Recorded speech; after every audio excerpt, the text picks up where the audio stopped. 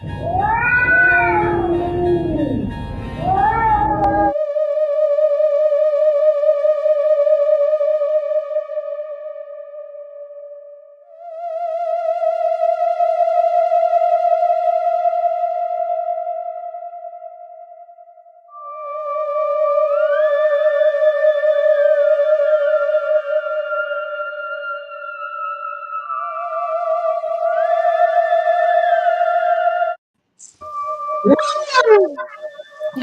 y'all watch that shit? That was awesome, man. That's some good stuff there.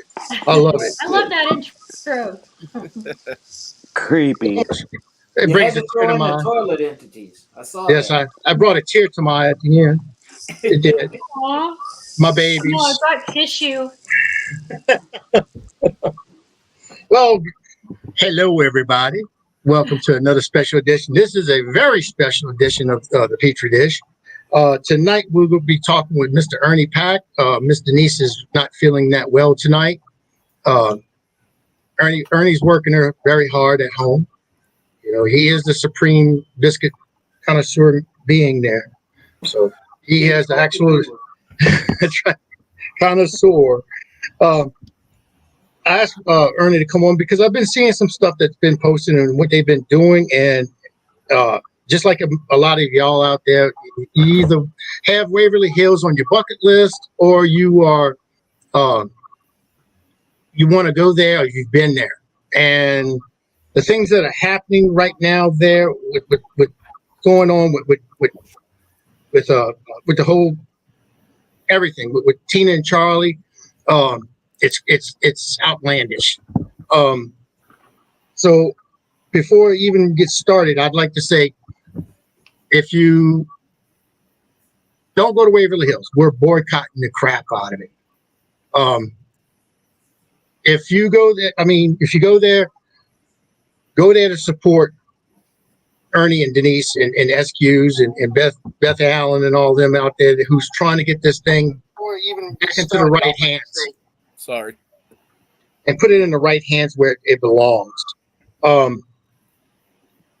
I've been watching some of the stuff that and they have people out there holding signs up, and it's peaceful, very peaceful what they're doing. And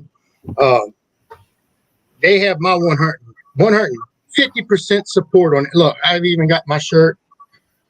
Ernie was telling me they got a new shirt out there. I'm going to get my new shirt. So yeah, I'm getting ready to do that when we get off tonight.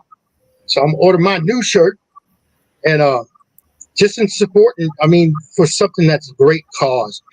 Matter of fact, I'm getting, of course, a lot of y'all already know that I'm getting married May 22nd.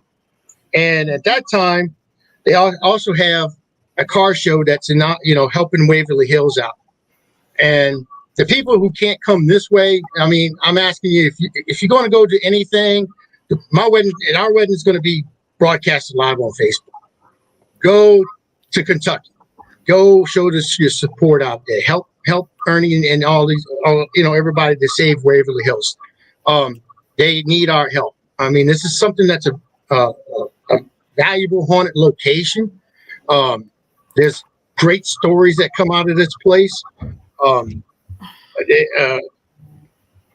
It's just to have someone to go in there, this historical society, just to go in there and just basically run it to the ground and do the things that they're doing to this place and tearing it up. Basically, they are tearing it up. So the more support, the more we get the word out there, and the more people know about it, the better. And just don't tell anybody. Hey, if you got friends overseas, tell them.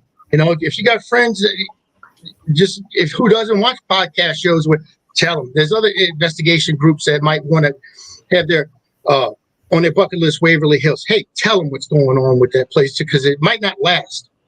If it goes into the wrong hands, it might not last. So we need to get out there and do our best to help and raise awareness of this and support, give all the support we can possibly give. Now, the thing is, me and Ernie made a deal.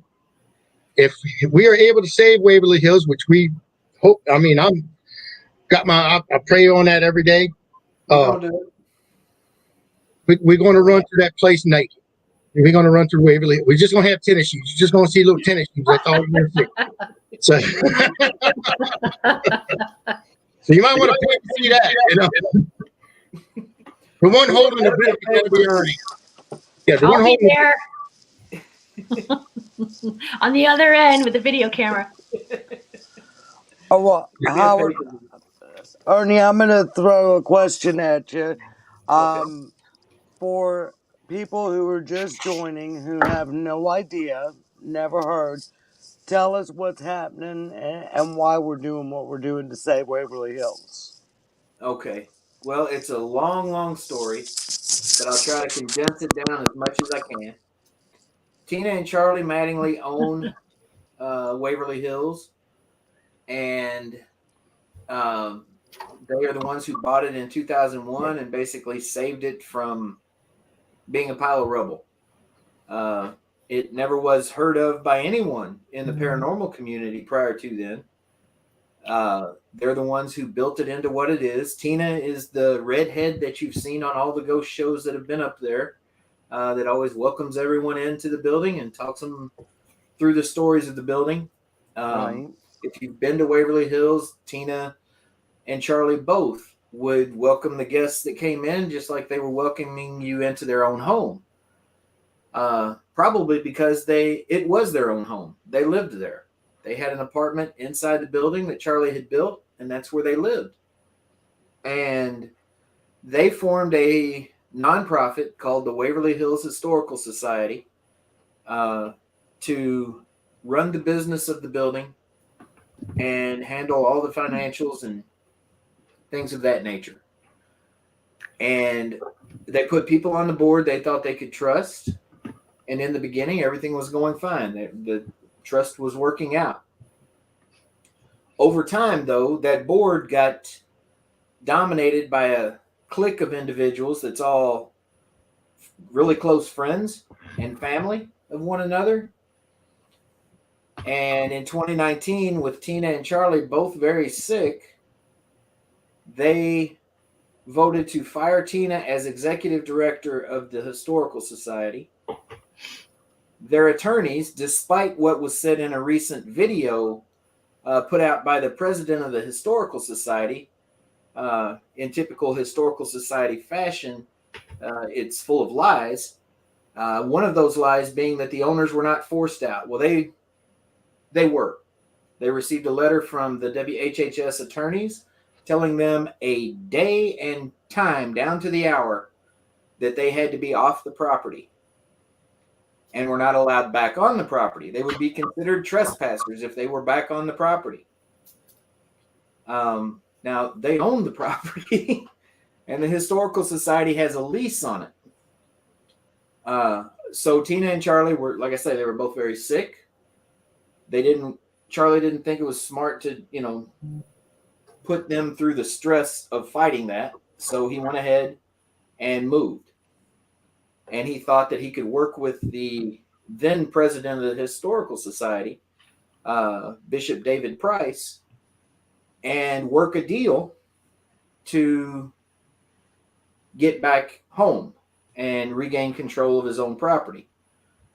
Well, he never could get that confirmation or get that kind of conversation with David before he was handed a lawsuit, which it's out in the van right now, or I'd show it to you guys. It's about this thick. It's full of charges of things that are bogus, petty, or just otherwise unbelievable charges against Charlie and Tina based on the renovations that they did over the years to try to save the place and make it safe for us to go in and investigate. They're not historically accurate renovations in some cases. Well, Charlie never took any federal grant money, so he was not bound to do it in any fashion other than how he wanted to. And so he was doing things as economically and reasonably as he could get them done. And if you've been to Waverly, I mean, you can see there's been, especially for someone like me that grew up in the neighborhood and used to sneak in back when it was abandoned and before Charlie and Tina got possession of it, the place was a shambles. And the progress that's been made, although the building still looks like it's dilapidated in a lot of areas, the progress that's been made is incredible, given that they were only using the funds that they were raising through the tours and investigations, the haunted house, and other special events they held there. And this lawsuit, the end goal of it is for Charlie to have to sign over ownership of the building. And if he does that and the Historical Society gets possession of it, they have plans for a motel, a museum, all kinds of things that are going to take away from what we know as Waverly Hills. But they've shown that they're very money hungry. And if they have ownership of this building, plus the 170 acres that wrap around it that they do have ownership of, thanks to Charlie, and let's say a developer comes in and makes them an offer on that, I would not be surprised at all to see them sell it. And if it sells, who knows? David, I don't doubt, I don't disagree with you one bit. But right now he's got to fight this lawsuit that they've filed against him. He's already sent them eviction papers, which they're ignoring. They don't feel like they have to listen to the eviction papers that have been sent. So that's the short of it. And what we're doing to Save Waverly Hills is trying to raise funds for Charlie's legal defense so that he can fight this in court and then go after the Historical Society himself to have them removed, like David was saying, terminate the lease and either run it as a for-profit business or create another nonprofit and try that route again. But it's just so bogus in so many ways, and it really makes me mad because I know Tina and Charlie, they're good people. If the people on the board didn't like what they were doing, they didn't have to be there. For one, they could have quit and walked away.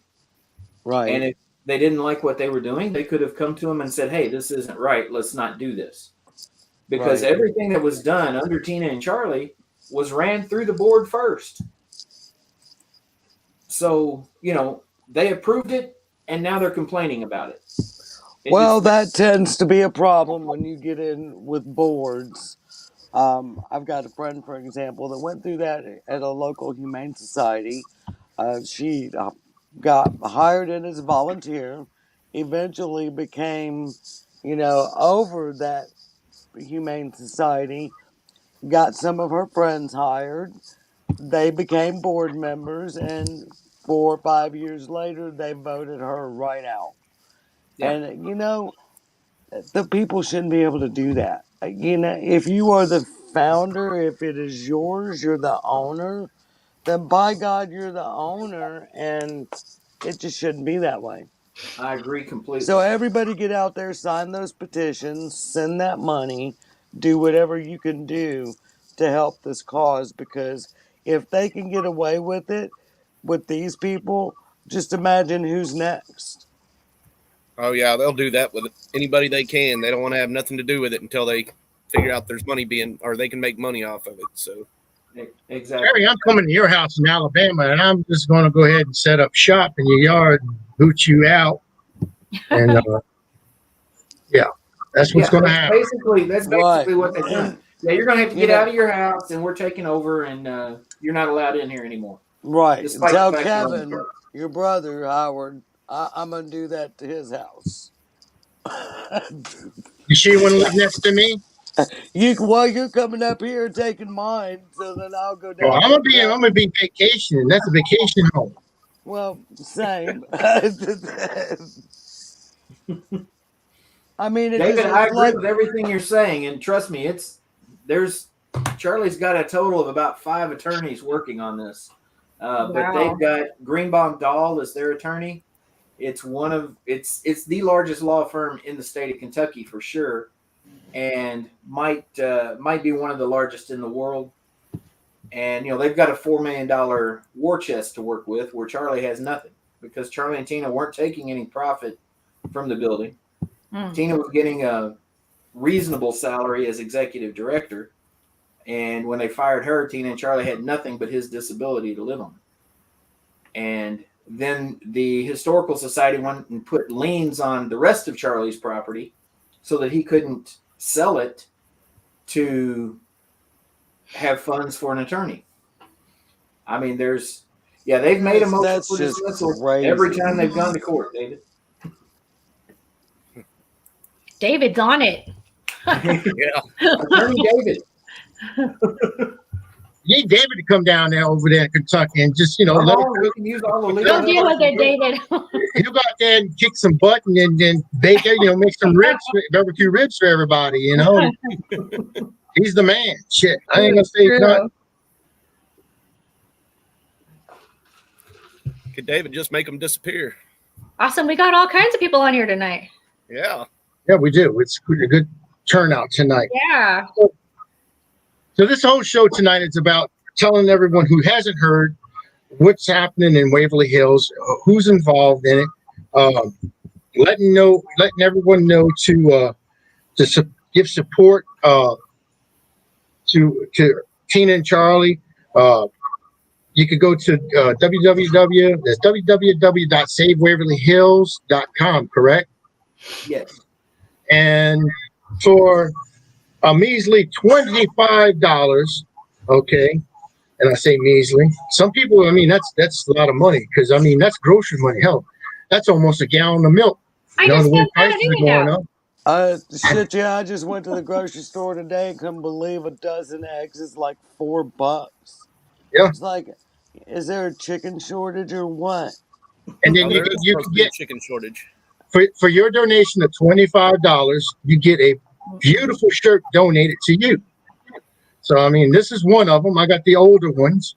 I'm getting ready to get a newer one with the big gargoyle on the back up and everything. So I'm ready for that. That's cool. I think we got. Let's see. You got something you want to put up there? Yeah, I can share. I was just sharing. All right. Let's see. There you go. Time to buy a chicken. A bunch of chickens. Yeah, there you go. Oh, so you can go on and pick the one you want? Yeah, we've got several in the store there. Oh, those are cool. They got hoodies. Yep.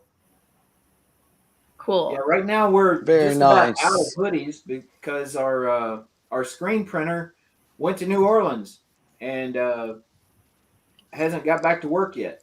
Uh-oh. Oh, wait, did I go find them? Get your butt back to work. I don't know exactly where he's at, man. He's in parts unknown, New Orleans. You've been told, go back. But we've got tumblers, pins, stickers. There's some bundle offers where you get like tumbler, pin, and a shirt, or sticker, pin, shirt, whatever. We've got all kinds of items on there, and we're adding new stuff all the time. That's super good. And all the funds that we're raising through our events that we've done and we're going to be doing, all the funds go straight to legal fees for Charlie and Tina. And it's been pretty successful. We're still treading water with the attorneys so far. Oops. But it's going to be a long battle, because once we defeat this lawsuit, then we've got to pursue the other lawsuit to get them evicted and either dissolve the WHHS or just have them kicked off the property. Yeah, we've got that event coming up Friday, May 13th at the Roz Opera House. It's going to be hosted by the Wicked Wolf Pack with Beth Allen, the Wicked Woman, the Black Wolf, Todd and Leanne Eskew, and myself and Denise, Packman Paranormal. That's going to be a good event.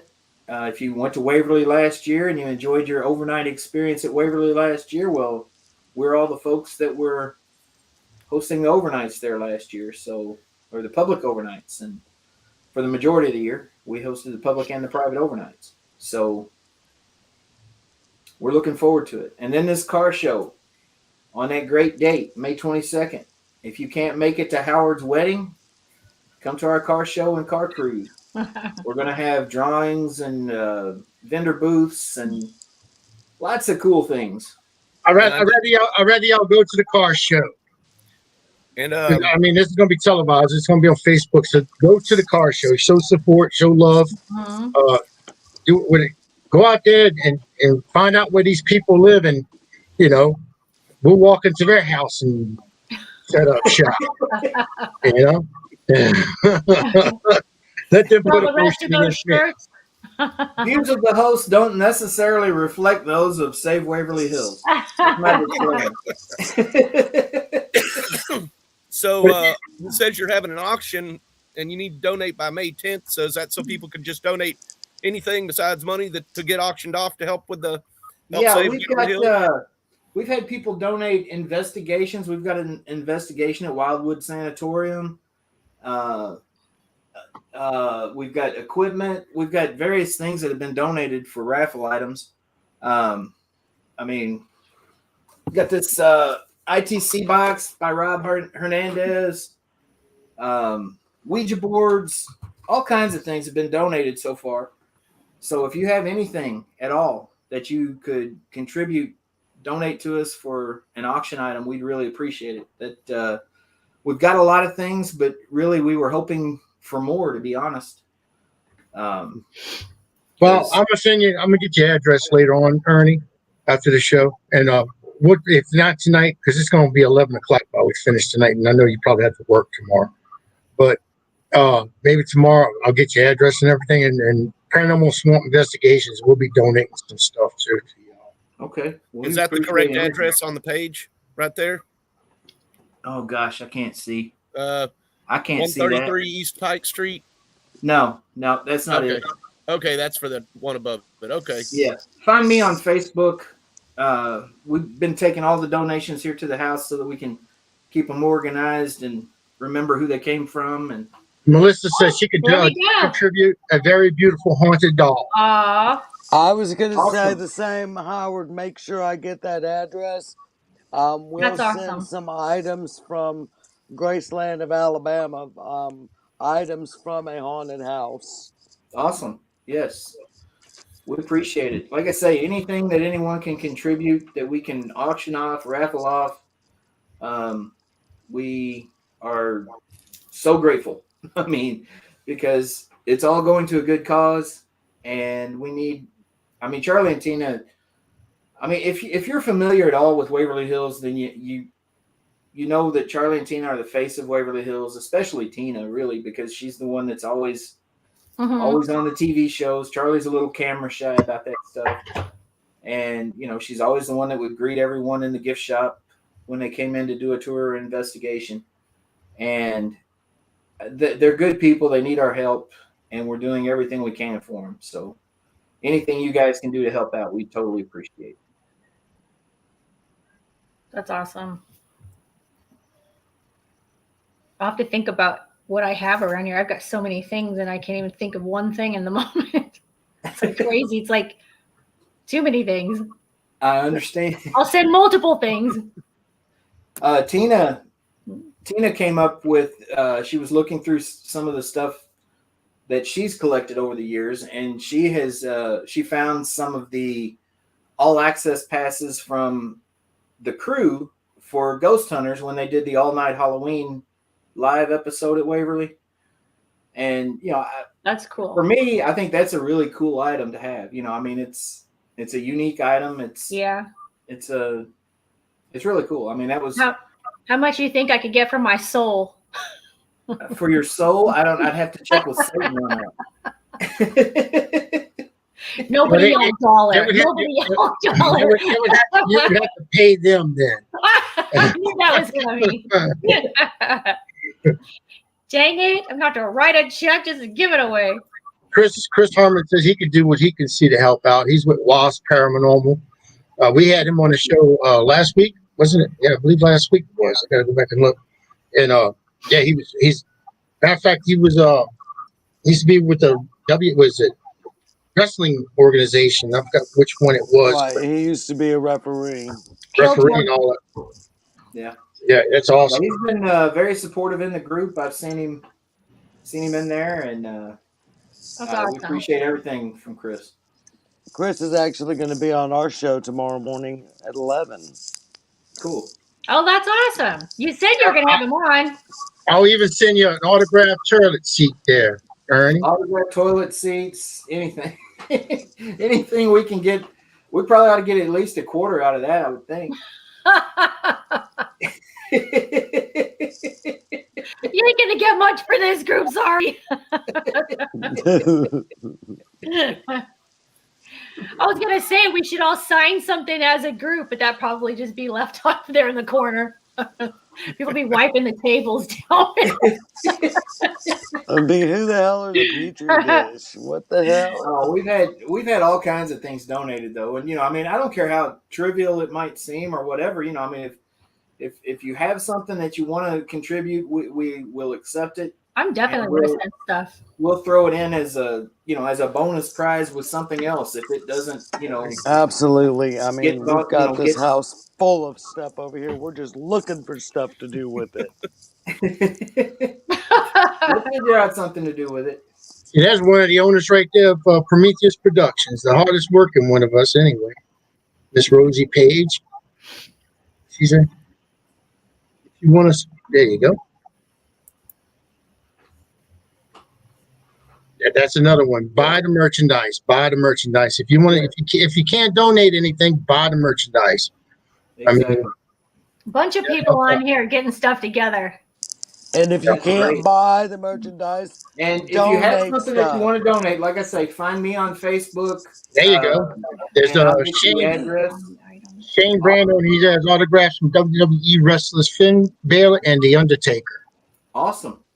Yeah, if you want to contribute, then we'll definitely put them out there. So it doesn't necessarily have to be like paranormal related. It can be other stuff. Yeah, it can. Oh, I mean, we that's prefer really to keep it paranormal, but I mean, we've got things like bath bombs and candles and things like that people have donated. So we're not picky. Rosie likes to Yeah. make stuff. She might be able to. Maybe she'll chip in something like that. Sorry, Rosie. I don't mean to put you on the spot like that. So. I'm sure she probably would. She's a good friend. So what else can That's we awesome. do, Ernie, to help y'all other than donate, buy merchandise, send stuff for your raffles and stuff? What else can we do? Well, spread the word all you can. Jason Hawes actually made a post a couple of weeks ago on his page. He shared our page to his page a couple of weeks ago, and our group size almost doubled overnight. Oh, wow. Just because Jason, he's got so many followers. Right. He shared it on his page. And Go, Jason. And of course, once we, got all these new people in the group, well, people were seeing the website. They were going, they were buying merchandise. So we had a big rush in sales. Oh, that's so awesome. we got a lot of money coming in for the cause, real quickly by that. Is there a certain amount that you're like trying to, get to, or is it just whatever amount? Well, we don't know how long this is going to go on. Charlie's got like $38,000 in legal bills right now. Wow. And he has been That's a pulling lot. from his retirement and everything else to try to, tread water with the attorneys. And, what we're bringing in is helping, but Yeah. the So is there, bills do you are have a racking up go, just as- have you guys set up a GoFundMe page yet? Yeah, there's a GoFundMe that's also linked on the website. Perfect. You can go to www.Save Waverly Hills and you'll find the GoFundMe link. We've got a goal of 50,000 in the GoFundMe link, but right now we got 38,000 in bills, and hasn't gone to court yet. Wow. So if it goes to a jury trial, there's no telling. I'd say you how much probably it could need wind to up raise that GoFundMe goal What's some. you probably should raise that GoFundMe goal to about 100,000 just to cover your butts, and then anything, if there would be anything in the end when Ernie wins, he could put it back into Waverly Hills. When Charlie wins. Charlie, I'm sorry, Ernie. I'm talking to Ernie when y'all win, all of you. Exactly. When Charlie wins, he can put it back into Waverly Hills. Exactly. It's to save Waverly Hills. We're saving Waverly Hills right now from the Waverly Hills Historical Society.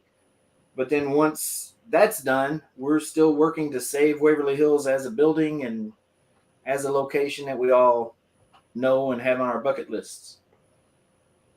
It's definitely on my bucket list now, but I'm not going to come until it's back in the rightful hands. And we've had so many people from across the paranormal community tell us that pretty much everyone that has heard our side of the story has said that and has, joined in the fight. Yeah. It's the people that haven't heard what's going on that are still going up there right now.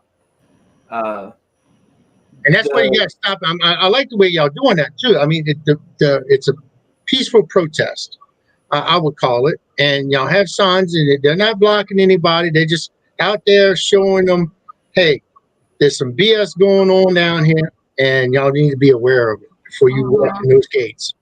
People have stopped and asked us questions, and heck, Charlie has even, been out there at the protest himself, and he'll kneel down next to the car and tell them, well, I bought this building back in 2001, and he'll tell them himself.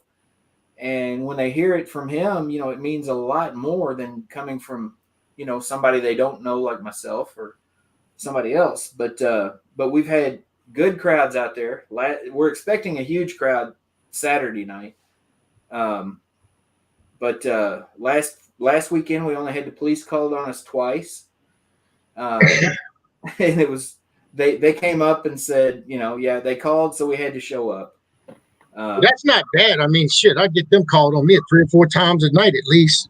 So that's not bad at all. That's a regular Tuesday at Howard's house. Yeah, somebody call the police and then call the news and tell them that the police are on. That's what I'm saying. It's peaceful. It's very peaceful there. That's what I'm saying. That's a peaceful, assembly that they're having out there, which I'm up for that.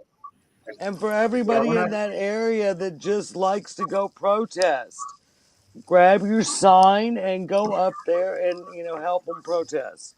Because I know I'm that way. If it's something I believe in and it's close enough, I'll go carry a sign. So I know there's got to be people like me out there. So y'all get out there, go carry a sign.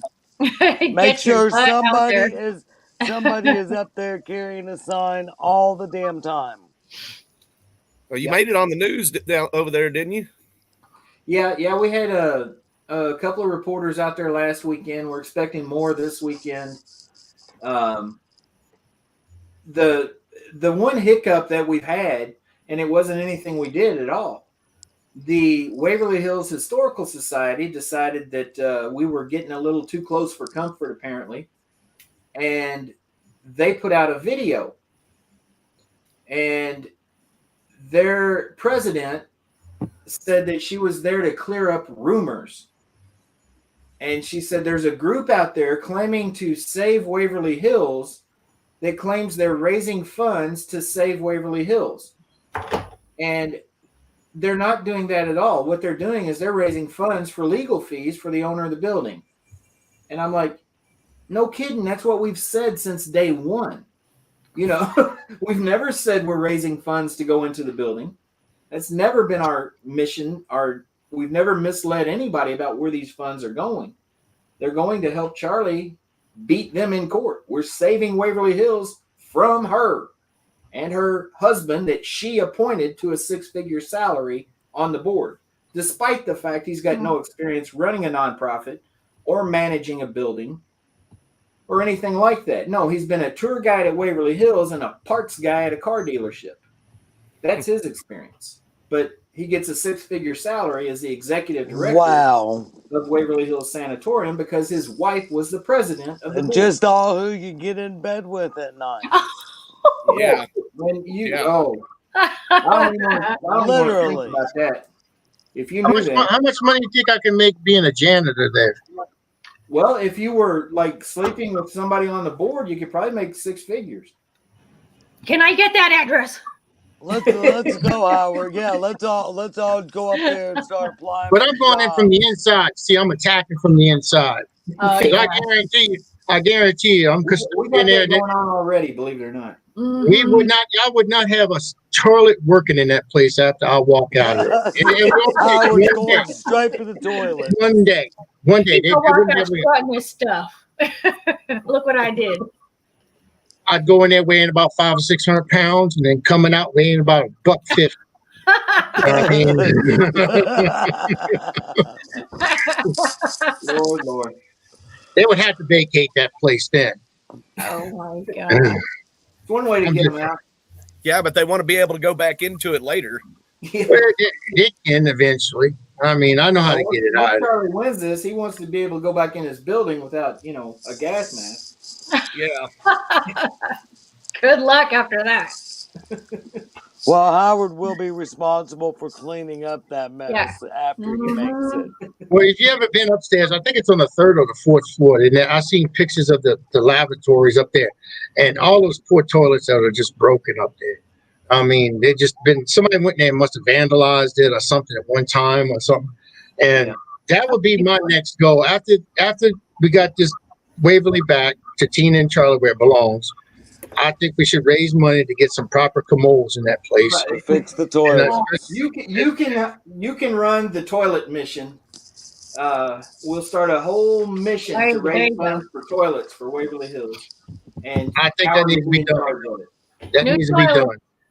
But just And to get over the main toilet in the main entrance, you'll have to hang a sign. We can all shit because of Howard Pitre. this place is a special place now. Oh God. And this place is a special place. Now, I'm not going to kid you not. It actually, I had the honor of listening to how Denise and Ernie met and how they became together, how they got married and everything. And it actually, I actually teared up when I heard that story. I did. It was an amazing story behind that. And it has to do with a spirit, Sarah, who's there, and brought them two together. There's also another, I mean, there's so many stories. It's heartbreaking stories there. Of the, what's his name? Wayne or what was his name? William. Him and his dog. And that just, I mean, that was heartbreaking to me, the story of those two. And if you don't know any of the stories, I mean, you would have to get with Ernie and Denise and let them explain them to y'all, let them talk to y'all about these stories. And when you go to Waverly Hills right now, the stories that they're giving you, if you're doing an investigation, are full of shit. I mean, I'm just going to flat out tell you, they're BS. They're it's not what you think it is. And I think Ernie was talking about doing a book at one point, telling the real stories, what would happen at Waverly Hills, because these are real people, okay? And this happened to real people there, and it's not this big bad place that you would think that the stories the hauntings that are there are really sad hauntings. They're really fascinating. And if you had the privilege of seeing something there, treasure it, capture it, if nobody believes you, hell, you know what it is. Put that shit on your wall. So yeah, Waverly is, I have not been there to take one of the tours that they're giving now. But I know that they're probably based on Roger Clark's tour, because he's the executive director and he was a guide there for a long time. And everyone that's there is, bowing to Roger. So it's probably just a, scripted basic version of Roger's tour. And his tour was a decent tour. I'm not going to say it wasn't a good tour, but it's more, his version of things is more more commonly, unless he's on his historical tour, his paranormal tours, he tries to make everything scary. And Waverly is not a scary place. The spirits that are there are people. And they're just there to talk. They're not trying to hurt anybody. They're not trying to scare anybody. They have a story they want to tell. And that's probably what you're getting now. I don't know. Like I said, I haven't been up there. I'm actually banned from the property myself because I'm Save Waverly Hills.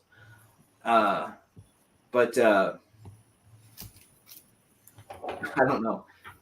When we get the building back, if Charlie and Tina see it in their hearts to give me the chance, I will make sure that the stories of the people are told as they've told them to me and other investigators that have been in the building.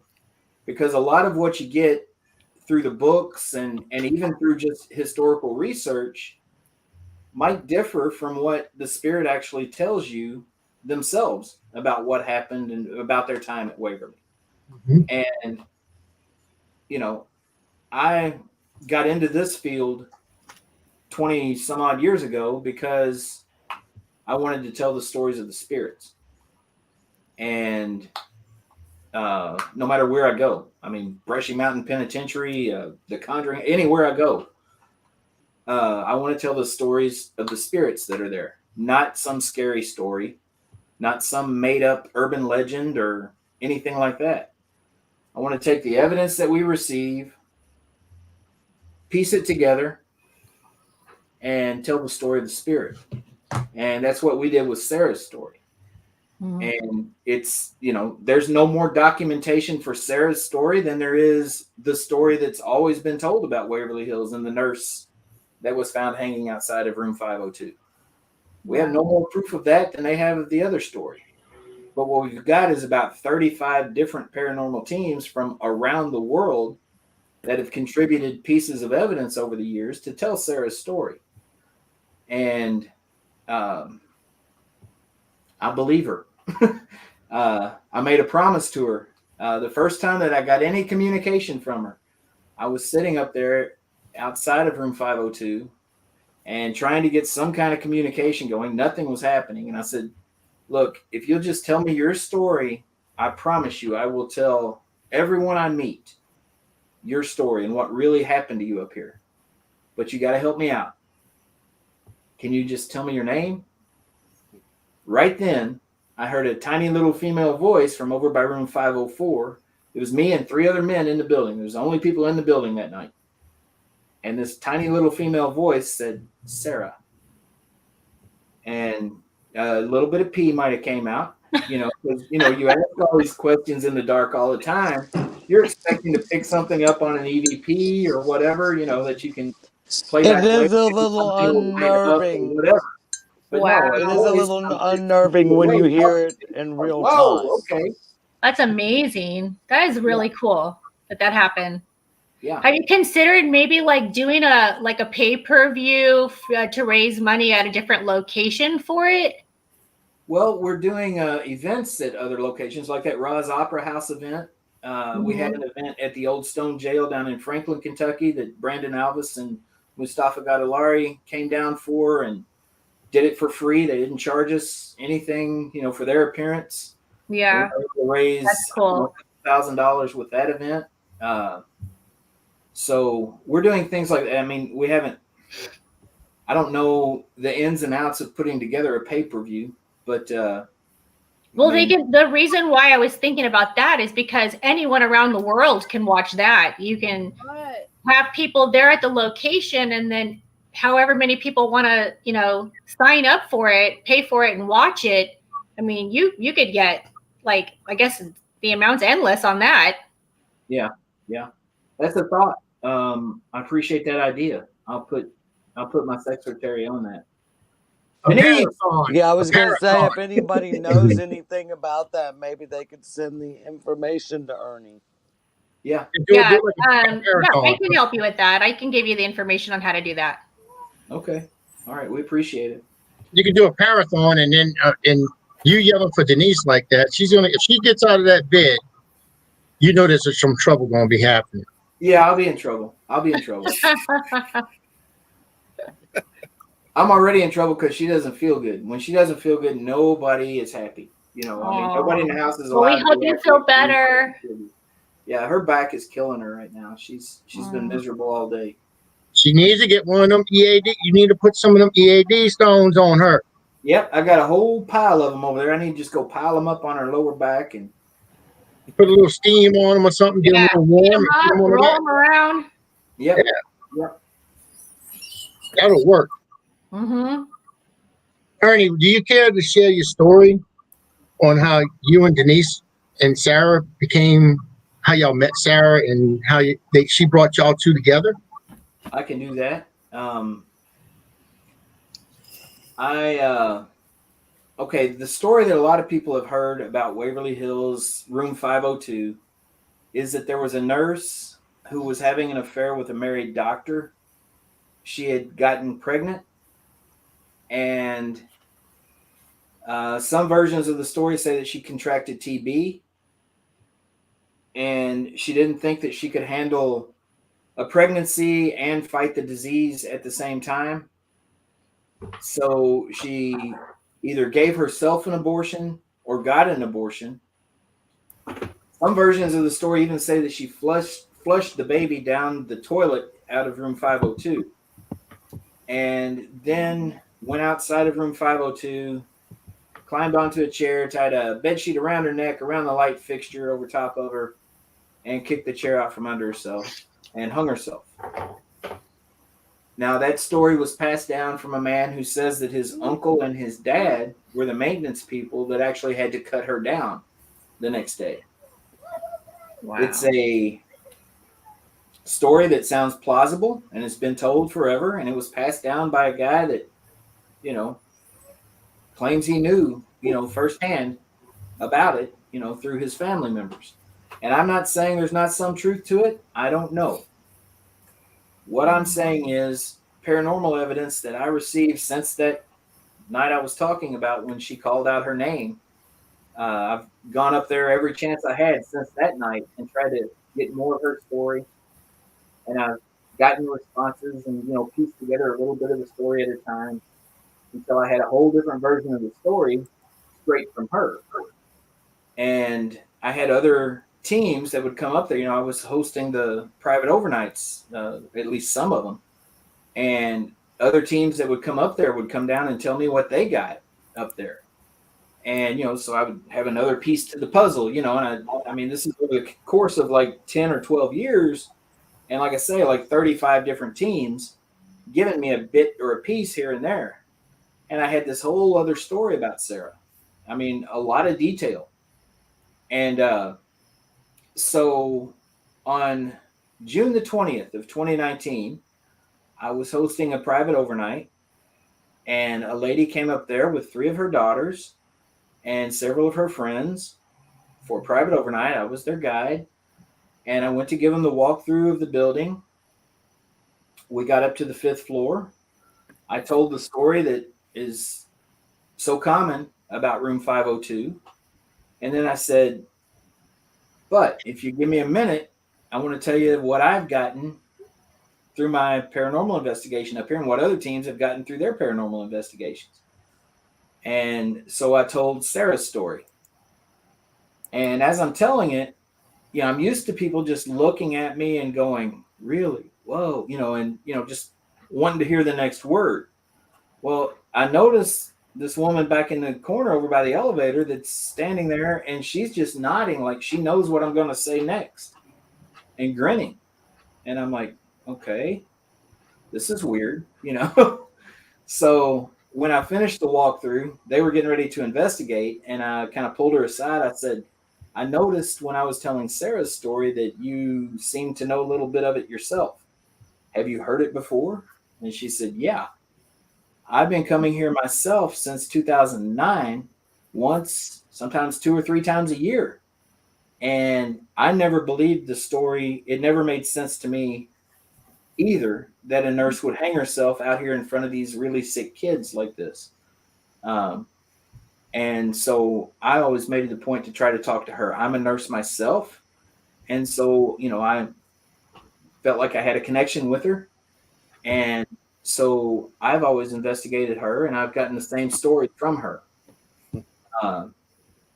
And so, we started talking even after that night. We would text and talk about Sarah and just what was going on in life. And she would come up. She was living in Hendersonville, Tennessee. I'm here in Louisville, Kentucky.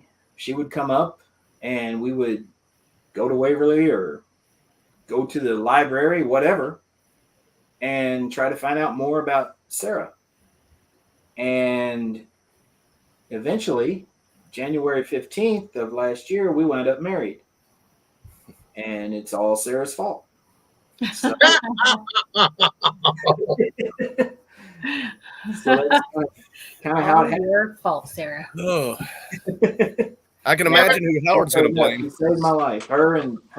Those two nurses, Sarah and Denise, saved my life, because there was actually a night that I walked out on the roof of Waverly Hills. I had been through a bad breakup not long before then. I had lost a job, was facing eviction from my home.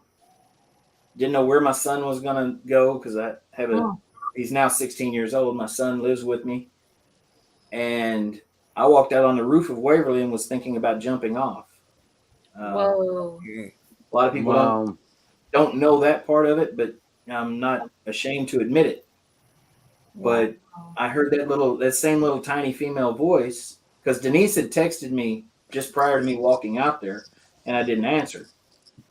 And I heard that little female voice again, said, "You need to call her." And I don't know if I heard it in my head or if she was over there standing there, in the shadows talking to me. Gosh. But I pulled out the phone and I called Denise and, just started talking and totally forgot about. Wow. That just gave me chills. Yeah. Yeah, that's an amazing story. That is. Yeah. And when I heard that story, it actually, and I'm one that it's hard to get emotionally involved with something. When I heard that, it was like, I teared up. That's being honest with you. And Denise told me that story, actually. Wow. And I think she tells it better, Ernie, not to put you down. She's a better storyteller than I am. I'm not good at this. That the old heartstrings there. It did. It tugged and pulled almost my heart out of my chest. Oh my God. I know I'm like choked up, like my eyes are all watery. Well, I don't mean to do that, because it's got it's just good to know that you're in such a better place now. Yeah, it's a very beautiful thing. Yeah, it's the full, circle of where you are now is just, it's amazing. Yeah. Now I'm a trophy husband. Right? He is. He's a travel nurse making bank, and I got a lawn care business. Lawn care. But it's an amazing story. We've talked about writing a book on it. We've gotten started on the book. We've never finished, but everybody's like, "You got to write that book. You should finish." Documentary filmmakers saying, "You got to write that book so that we can do a documentary on it." And that's amazing. You should do that. You should, because this could, really help with the cause. Mm-hmm. Yeah, you should have done that while everything was shut down. Yeah. Well, his wife is a nurse, so they were busy. And he said he's been a little busy. Yeah. Plus, everybody had COVID brain. Nobody could function. Exactly. We were all too busy eating snacks, watching Netflix. Exactly. I had to catch up on Tiger King and whatever else. Right. You can actually make a movie about this. I mean, you can actually go back and make a movie about how you first, work at Waverly and everything else, and Denise working at Waverly, and all the way through everything that's happened. Absolutely. And towards the end of the movie, you can go to your rise and fall, your love addiction with biscuits and everything else, and boom, that could be. You can die on the toilet like Elvis did. I mean, it would be a love story. Oh my God. It would be a love story. It could be a ghost story. I want to watch it already.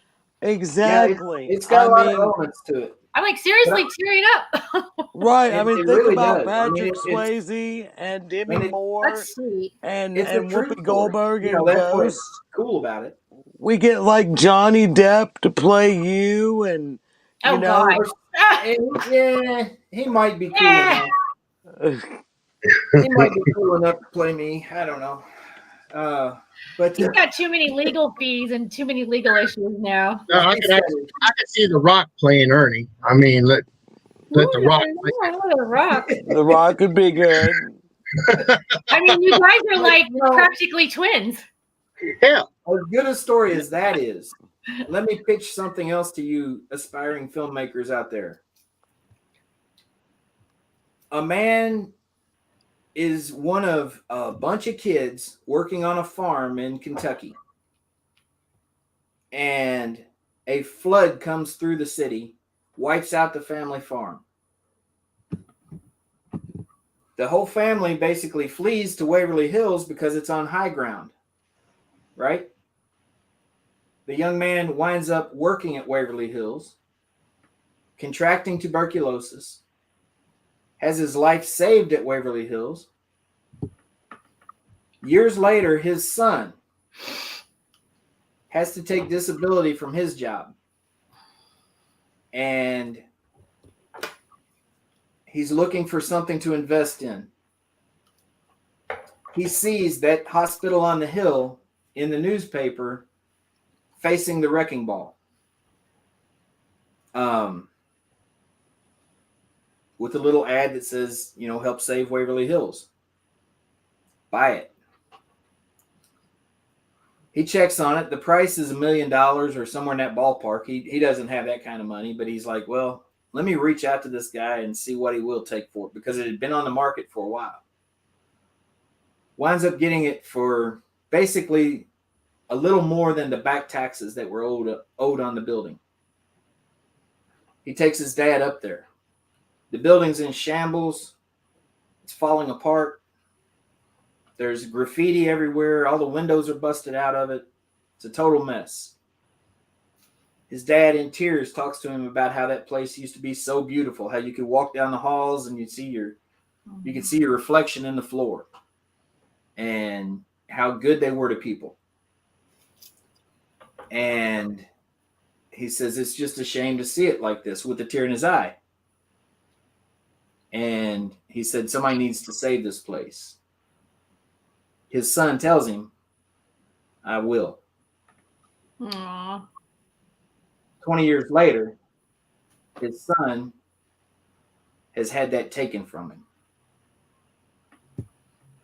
Now, that sounds like a sad story, but the happy ending is when we win this fight and Charlie gets that building back, because that's a true story that happened to Charlie. Well, I think, the whole thing, it could be made into a mini series.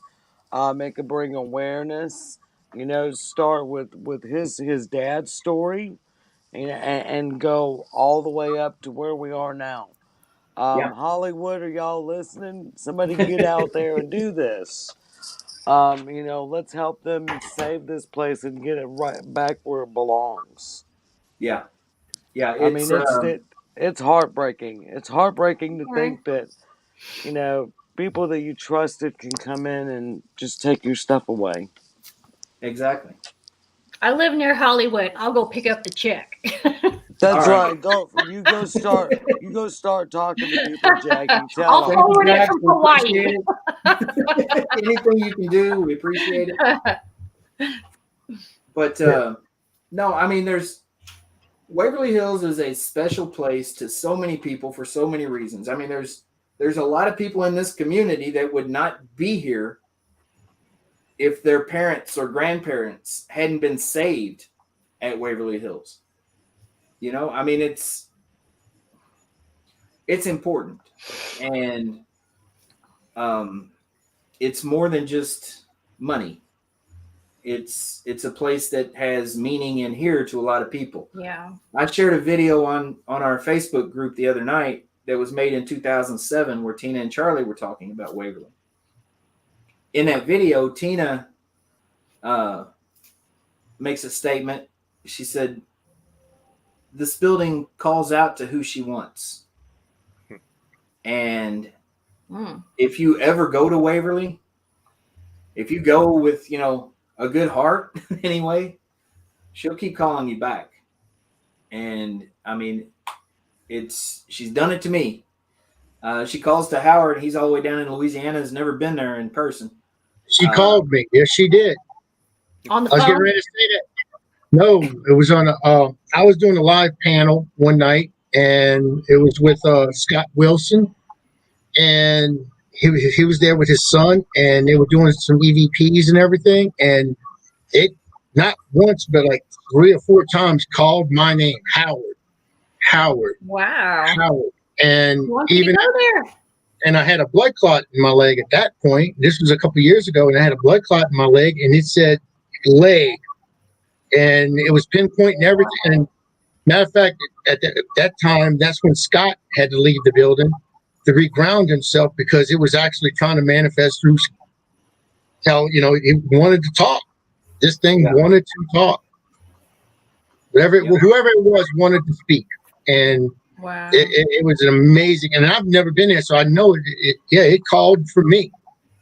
Sounds to me like she wants to save people. Yeah. I mean, it's just, it's one of those places. That's I mean, story. Has anybody on the screen ever been there? I've never been. No, I've never been. I've been there, but I couldn't get in. It was closed down. Okay. Well, did you get close enough that you could feel the vibration? That place has a lot of energy. Yeah. That's what I'm talking about. When you come up the hill and you see that big expanse of the building, it's like, your heart, I mean, you can just feel it. You get the goosebumps. Yeah. The hair on the back of your neck stands up. I mean, there's a lot of great haunted locations out there. I've been to a lot of them around the country, and a lot of them have a vibration to them, or, have that same kind of feel, but nothing. And it might be because of my personal attachment with the building, the fact that I grew up sneaking in there back in the 80s. Like that static electricity feeling all through you. Yeah. There's nothing like Waverly to me. It was amazing. And I didn't even get to go in. Yeah. Well, when we get this place back in Charlie's hands, come and see us. All of you, everybody that's watching right now. I'm going. We're telling people that, just wait. I'm not calling for a boycott myself. Howard, that was your cue.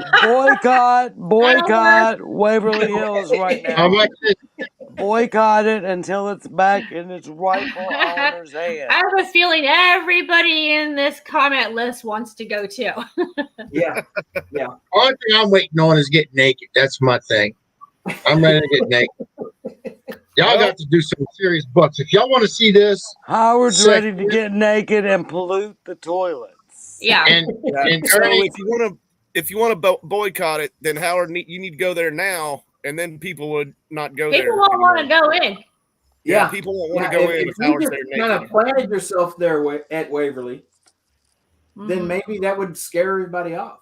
That's just what I'm saying. Sign on the door. Howard was here.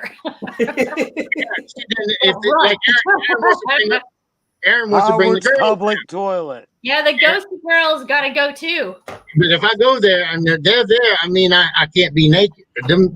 That's. Oh yeah, you got to do that before the ghosty girls get there. I have to do that before they get there. I'll be at the other end filming. I mean, I'll be out there with one of them lawn chairs. And, you got the old lawn chairs where you can lay out on it like a sunbathing thing. And I'll be out there in the ball with my lemonade. With my lemonade. Yeah. Nobody would want to go in that place after. I would probably cleanse that place doing that. All the spirits would be free. Race through Waverly naked. Hey, you could probably make some money doing that. There's your pay-per-view right there. Yeah, he's making enough bail money, maybe, to get himself back out of the county jail. Oh, that's funny. But no, there's so many stories about the place. I mean, if you go up there for tours right now, I do know that some of the stories are just no longer told. Yeah. I don't know why. I don't know if they've found other stories to tell in their place, or if they're just spending more time standing on the fourth floor looking for shadow figures to stall for time. I don't know what they're doing, but I know that they're not telling William's story. At least some of the guides are not telling William's story anymore. They don't talk about John Mitchell. I just find William's story so tragic. I mean, and it's not just what happened to William, but his dog too. I mean, that just to me, that was just a tragic thing to actually hear. And I mean, that almost hurt. I mean, it felt like I took it personal. I did. I took it personal. Yeah, it was. There was some cruelty involved with all that. I'm not going to give away all the stories on here tonight, but well, Aaron said you sent some graphics to the Ghosty Girls, and they have a strong following, and they'll be more than glad to promote it for you. Oh yeah, they got all kinds, Aaron. Okay. Feel free to go rip anything you want from our Facebook page or group. We've got some photos posted there and some flyer type things on there that you're free to grab what you want from there. If you're going to share anything, just do it. And if not, Aaron, reach out to me, Ernie Pack on Facebook, and I'll get you anything that we've got. Even on my posters and stuff out, you look at them, and I have Save Waverly Hills, and those are the ones I made. Yeah. So I made my own. I mean, just to get so they're more bright and more out there. Aaron just lives right down the road, about maybe half an hour from me. We should do an event and do something to raise money. Real close. And David. Aaron, I'll send that to you. Matter of fact, I'll do that now while I'm thinking about it. I can send that to you. Well, I don't know. I just I cannot thank the paranormal community enough for what they've done to help us spread the word. I don't think there's any Facebook group or page or any podcast out there that hasn't at least touched on this at one point or shared some of our, ads or whatever. And the outpouring of support we've gotten in the 5-6 months that we've been in this battle is incredible. And it's all been basically the paranormal community up to now. We haven't hit the media as a whole until last weekend. We hit a couple of the local news people, but it's really been incredible to see how much support Charlie and Tina have out there. We're using the hashtag Charlie and Tina's Army, and we started that when there were like 5 of us sitting at a Starbucks planning our trip to the Vegas Paracon, and now we've got in December, this past December. Yeah, we had a booth out there. You didn't come up and see us. What? We had a booth. We were right across from. I had a booth, so I was working. Yeah, well, I didn't come and see you because we had a booth, but we were like right across from Brian and Rochelle. Like okay. The ghost hunters were right. Yeah. I was right next to Josh. While he's doing that, look at his arm. I want y'all to check out his arm. All right, let me see. 502. That's so cool. Yeah, Denise and I both have those. Both have it. That's really cool. That is really cool. You've got to petition on the website too, don't you? On the Save Waverly Hills website. Yeah, there's a change.org petition that's up there, and I appreciate that, and it's been helpful. But what's happened that we found is if people go and sign that petition, rub it in, Chris. Anytime you sign a change.org petition, a donate button, right. that'd be better. But a donate button pops up, and people click on that, and they make a donation through that, and that money goes to change.org. It doesn't come to Save Waverly Hills. So it gets confusing. So how would it go directly? How would it go directly to? And can you explain this? How would it go directly to Tina and Charlie? To the GoFundMe link. Right. If you go to the website that Chad had up earlier, Right. there's a tab actually that says make a donation. You click on that and it goes straight to the GoFundMe link. I'm going to plaster this all over my social media, and it's hopefully just going to blow up like crazy. Do it. Thank you. We can't. Of course. We can't thank I'm any gonna of do you that enough too. that have been doing this. It's every time I do one of these podcasts, we get a surge in members and a surge in sales and donations. So I'm hoping we get that tonight. Looks like we got a lot of folks in the chat over here. A lot of Oh, folks tons watching. of people. Yeah. Well, Ernie, if you want, you can come on one of our shows. We do 3 different shows. You know, my witch crowd that watches on Sunday nights would probably be the ones that would benefit you the most, because Yeah, they can manifest this. they're manifesting and they're passionate.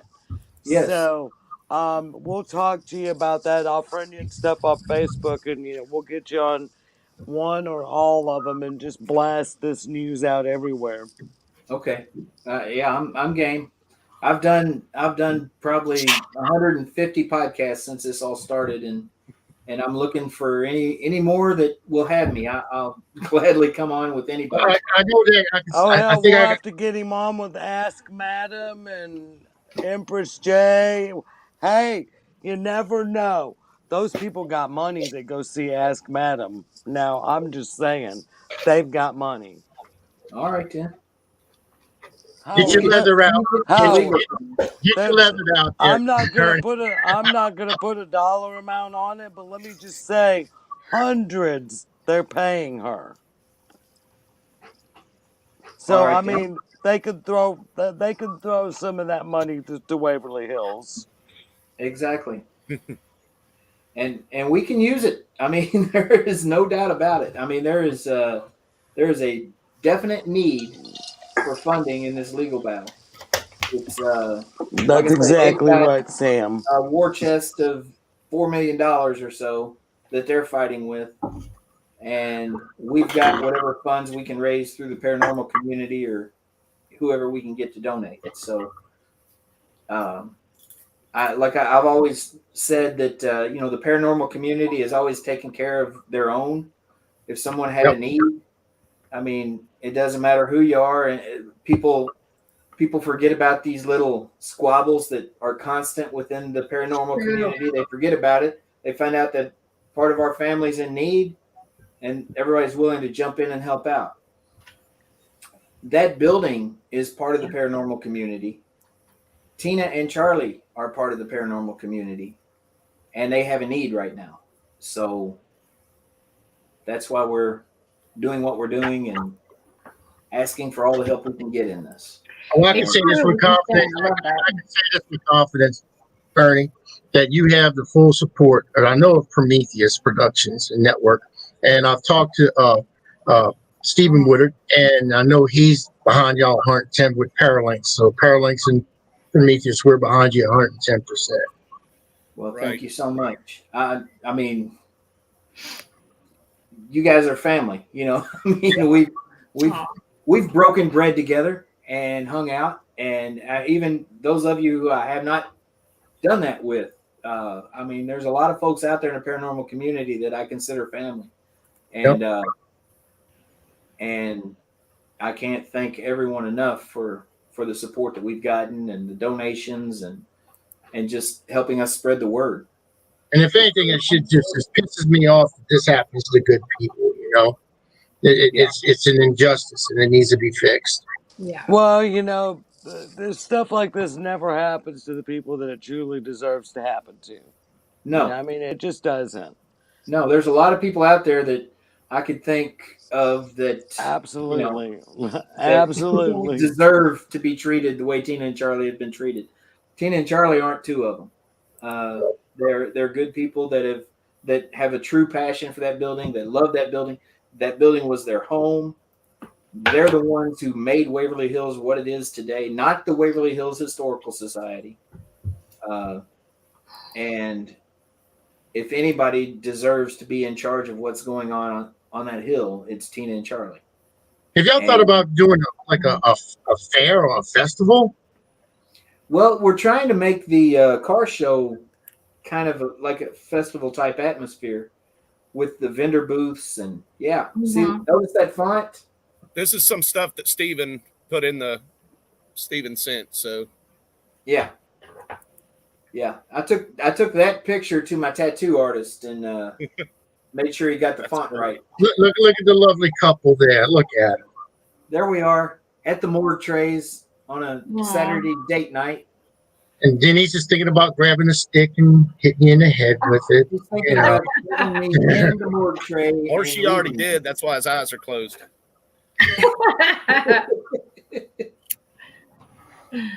That's the morgue tray, right? Yeah, yes. Yeah. That's pretty amazing when you can meet someone that's in the paranormal. You actually have so much in common, and then you move forward with life, and turns out the way it's turning out. And look at you guys now. It's an amazing story. It's definitely it's a comeback story for me because I had nothing and nowhere to go and felt like I had no one. And now I don't feel that way at all. Oh. Well, thank God for that. Yeah. There's Fred. Everybody gathered around the gargoyle there. He's on the back of our latest shirts. Cool. It's a beautiful building. It's an amazing building. It really is. Now tell us a little bit about the building, Ernie. I mean, how big is it? It's 187,000 square feet. Wow. It's actually the third hospital that was put up there. They started with a 50-bed wooden frame building in 1910. 2 years into that, they decided that they needed a larger building, so they built a 150-bed facility. Well, Louisville, Kentucky was the kind of the epicenter for the TB epidemic in America back then. And they needed more. So they started construction in 1924 on the building that you saw in those pictures or that you see right there. And it's a 400-bed facility that was state-of-the-art for the time. It cost about $1 million to build back in 1924. Which, in today's numbers, I'm not an that's a lot of but money. I'd say it'd be a whole lot more. When did it close down? $1 billion by now, I don't know. What's that?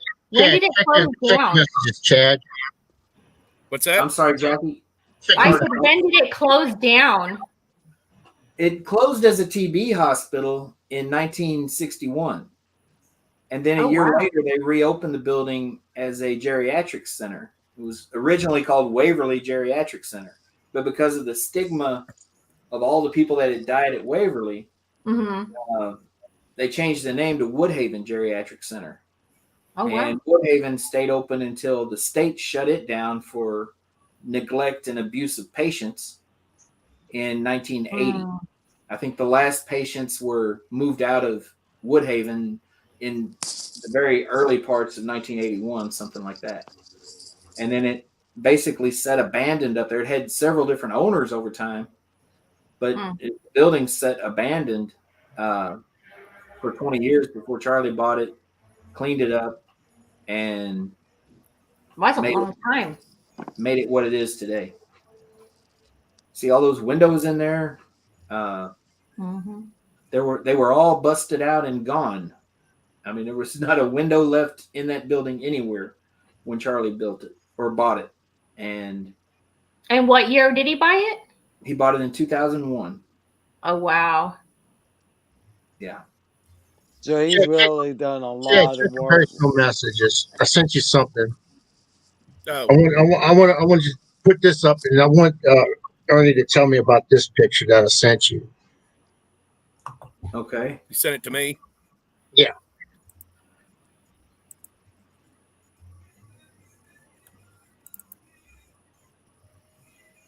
This place has a lot of history, a lot of residual, and I mean, I can't even imagine like all the energy from this place, from all the sickness, the patients, and the abuse. I mean, so much went down in this building. Can you tell me about that picture, Ernie? We believe that is William. That's a picture that was given to us by a guest, and people who have seen William in the building. And when I ran out of the building back in the 80s by a guy that was apparently living there and had a white dog, he looked just like that. Let's see if I can wore blow it a up on my long end. trench coat. Oh, wow. And blue jeans and black combat boots. And if you look at this guy, he's wearing a long army trench coat, blue jeans, and black combat boots. Wow. So he was like a homeless guy living in there? We think that's him. Yep. Wow. And that's taken on the third floor where he was staying for a while. He stayed in a few different places on the property, according to people that have worked there over the years. And even before Tina and Charlie bought it, people would talk about him. He stayed in the old nurses' quarters at one point. When they tore that down, he moved into the main building there on the third floor. And the story has it, I don't want to go into a whole lot of detail because I can't prove anything either. But he was murdered by some teenage boys that he tried to run out of the building. Him and his dog were both killed, and their bodies were found in the elevator shaft on the first floor, just off the lobby. Wow, so much sadness. Yeah. I was very sad when I heard that story. Yeah, when Denise and I would go through and lock up the building at the end of the night last year, we would always go through, like we'd go down the second floor, we'd pass Lois Higgs' room, we'd stop there and we'd say, "Good night, Lois, good night, Audrey," because her and her sister Audrey were both patients in that room at one time.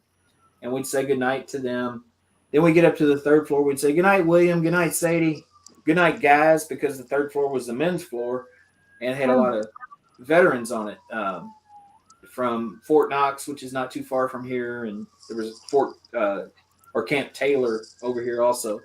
And they would have soldiers return from overseas deployment with tuberculosis, and that's where they would house them, was Waverly. So we'd get to the third floor, we'd say, "Good night, William, good night, guys, thank you for your service," and we'd head on up to the fourth floor. Well, one night we got to the third floor, we'd say, "Good night, William, good night, Sadie, good night, guys." We started up the steps, and both of us, we hear, "Good night, y'all." And it was the same voice that when I was a teenager in there sneaking in, racing wheelchairs in the hallway or whatever we would do back then, would say, "Yo, go on, get on out of here, go." And, we'd take off running. And I would too. The dog after us. Yeah, right. Right. But it was that same voice that said, "Good night, y'all." And I mean, we both stopped and looked at each other like, "Oh, you heard that, right?" So we ran back down there and was like, "Say it again. Good night, William." I know, my curious ass would want more. I'd be going down to look for more. But, I can so see that happening. Repeat that. I said I could so see that happening with you. So yeah. Don't we do that all the time? Investigate when we do hear something. Do it again. Yeah. Yeah. Say it again. Knock again. Was that you walking across the floor? Do it again. Yeah. Exactly. That's our job as investigators. Do it again. Exactly. We say that as much as is there anyone here? Yeah. Are there any children here? How many are with us? Depends. I guess it depends on how wet you want your underwear. You keep asking, "Do it again." Just a few drops. That's all it takes. You said it was going to be a clean show tonight. Well, that's the truth. That place is amazing. It does sneak up on you. So yeah. I definitely want to go there now, but of course, when it's in the right hands. But this is we need a group road trip. Exactly. I mean, it's big enough. We could We need take to have all a of our big teams in Prometheus there. event there. Steven posted a video too. Just do, Really? The last video. year, Paralinks and As soon another as you guys network get it did a back, big event there. I'll be there. Remember this face, because I'll be there.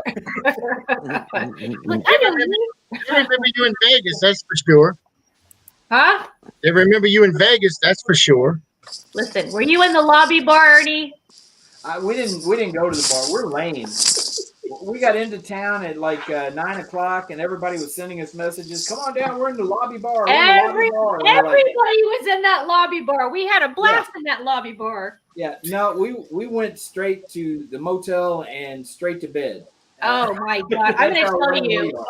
And then every night of the event, everybody was like, "Oh, we're going out to the casino." Blah blah blah. No, we're going. Oh my God! That lobby bar was lit. It was a good time. Yeah. There was Denise.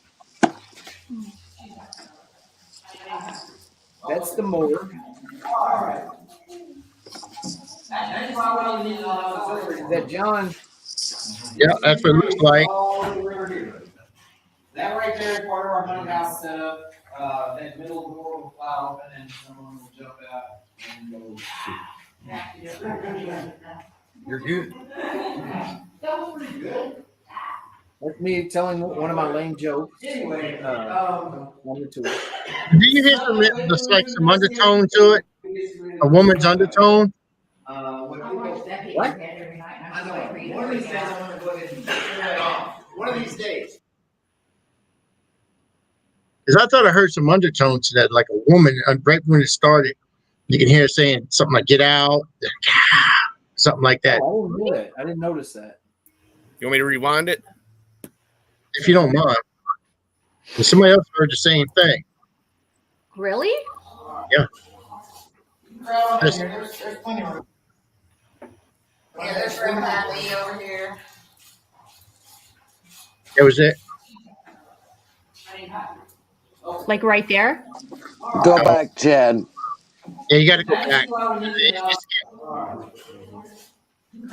here. There's plenty of room. Yeah, there's room happy over here. I think that's him walking. No. Okay. All right. Now you see why we needed an auxiliary morgue. These three trays is all the river here. That right there is part of our haunted house setup. That middle door will fly open and someone will jump out. I don't know. There's Right there. yeah, I heard that. I That heard sounded that. like a breath. It sounded like. Yeah. Yeah. I Play heard it that. again, I heard Chad. that, Howard.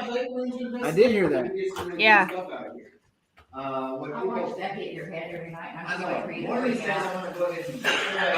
One of these days. Thank you, Beth.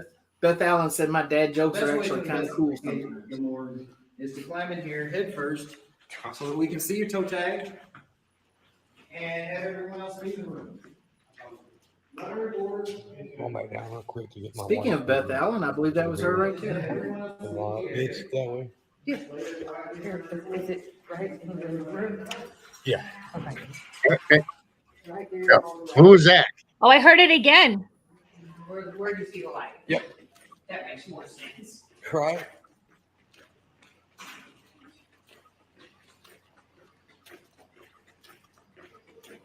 That's the morgue wing on the first floor going down toward the body chute from the morgue. That's it. Crowd in here. There's plenty of room. Yeah, there's room I heard. happy over here.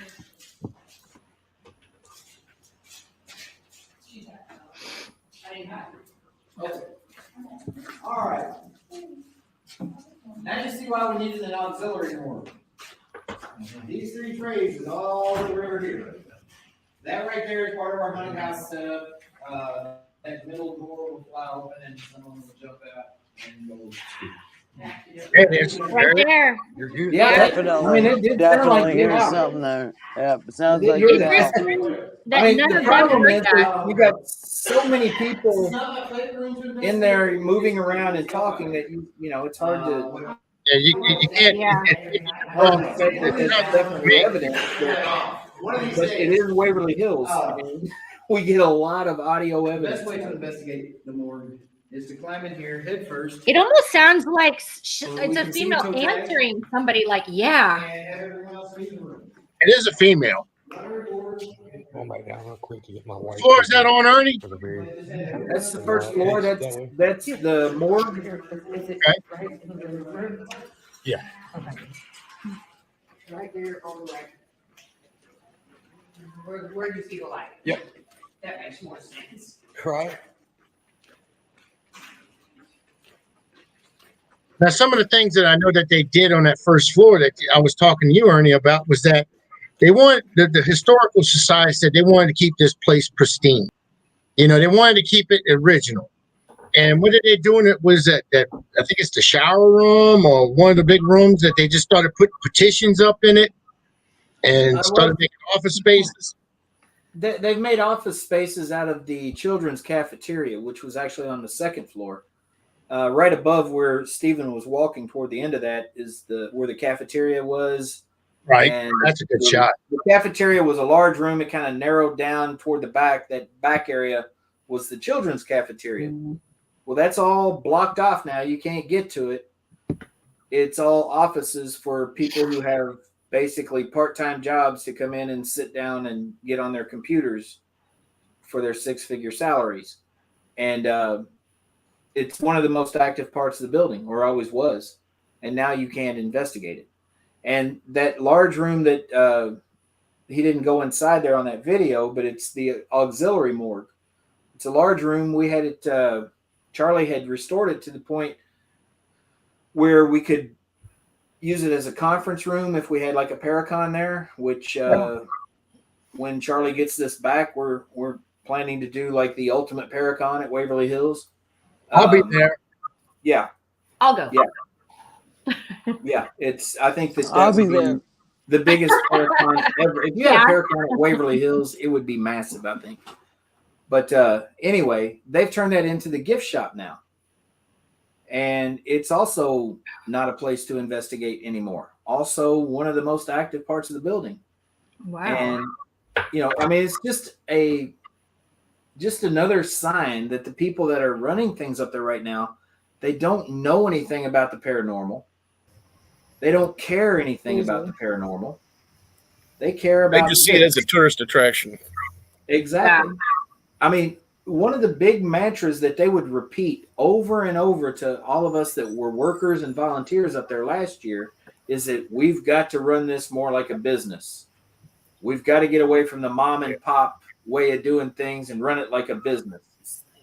And I'm sorry, but the mom and pop way of doing things that Tina and Charlie, mom and pop, instituted at Waverly is what made Waverly what it is today.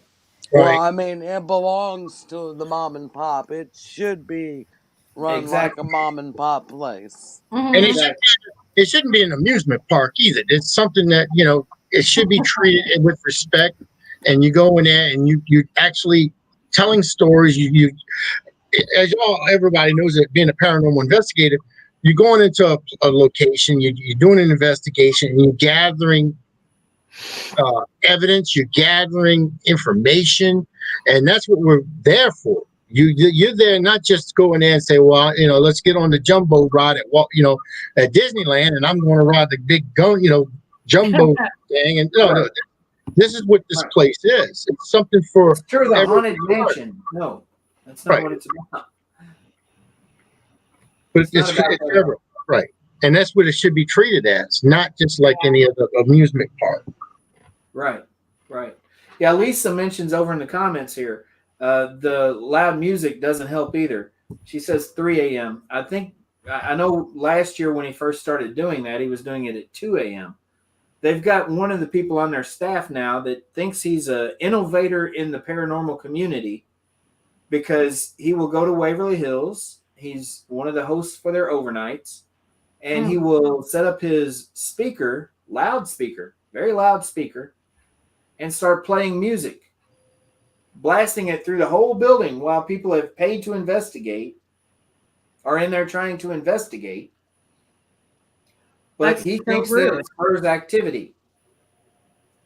This is the same genius that made a TikTok video recently saying that, he's learned through his years as a paranormal investigator and with his background in the medical field, he knows that the chemical in things like ghost peppers and Carolina Reapers, that chemical that makes it hot, that's technically a poison. So I've learned that if you poison yourself just a little bit, it increases the activity that we have on investigations. That's capsaicin. That's pepper spray. Yeah, if you poison yourself just a little bit, you're going to hallucinate. You're not having paranormal experience. Yeah, you're tripping, dude. You're not having a paranormal. You're just tripping. Any team that I've ever been any part of, investigated with, my team, number one rule, no drugs, no alcohol. Nothing to change your frame of mind. Even prescription meds. If it changes your focus, Terry's then the only one going. I ask that you don't come on investigation that night. I mean, no Taco Bell, I'm not sure anybody would be investigating anymore. Honest to God. I might be worse without my medicine. So I'm talking about things that could cause hallucination. I'm not talking about your diabetic no meth, meds. No cocaine. Take high blood pressure medication. That's what we're saying. Take your high blood pressure medication. Take your diabetic meds. Take that. Or your crazy pills. We don't want you getting nuts on us. Right, definitely take the crazy pills. But if you're taking your prescription meds to get high, then don't come on investigation with me. Right. No frog licking. Don't lick the poison frogs. With our team, it was kind of a team building thing we would do prior to investigations. A lot of times, we would do like a hot pepper challenge sometimes, and we just did it as like a team building thing. I never thought of it as anything that was, going to cause me to hallucinate or anything like that. But this guy who actually used to be part of our team, he's now saying that, he's come to this breakthrough that, he's enhancing paranormal activity by poisoning himself a little bit. What's up, Dave Childers? Good to see you, man. If they want to poison themselves up, they go into the bathroom behind me, and that'll do it every time. and they will not want to. I mean, it causes hallucinations. I'm gonna tell you that now. If they think ghost peppers are bad, then Who is it that you're talking about? It's one of the hosts for their overnights up there now. I would say his name, but he doesn't deserve recognition. Oh.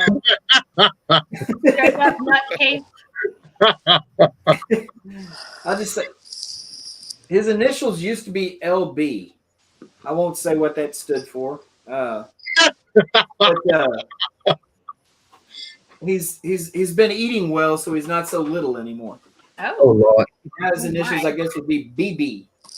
It's probably all those peppers he's consuming before he goes in to investigate. BA. The shrooms. That's the most ridiculous thing I've ever heard in my life. Right. Yeah, that's his that's the same guy that blares music, when you pay exactly, Chris. You pay $90 he sounds like a total moron. Investigation at Waverly, and you gotta put up with him blaring music in the building for 25-30 minutes.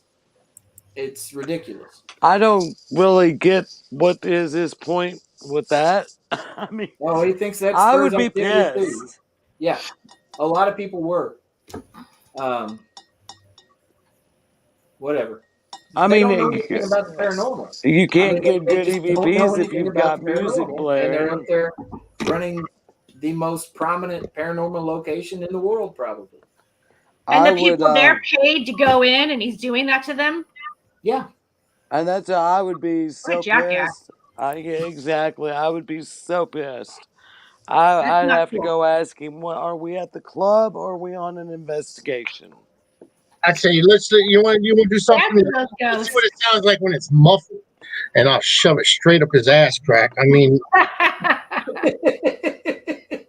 paying that kind of money for that. I am expecting. I want to be able to do my investigation. That's all I'm saying. So Exactly. I was just Yes, looking Stephen, I up do some more recall stuff that. about it, and it looked like last month somebody had That's true. the tourists had to leave anyway because a tornado coming towards them. Let me tell you about that. Okay, the body chute is underground. Okay, it's a tunnel. That would be a safe place to go in a tornado. Anywhere underground is a Absolutely. safe place to go in a tornado.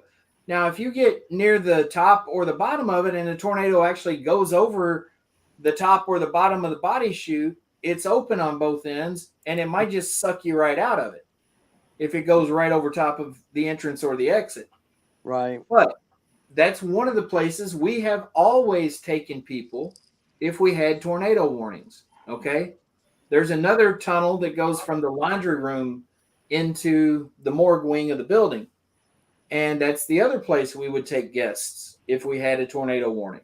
And we've done it. We had tornadoes just 5 miles from here last night. I mean, yeah, Yeah. you're in Kentucky, like Alabama. I mean, it's Right. all the time. Right.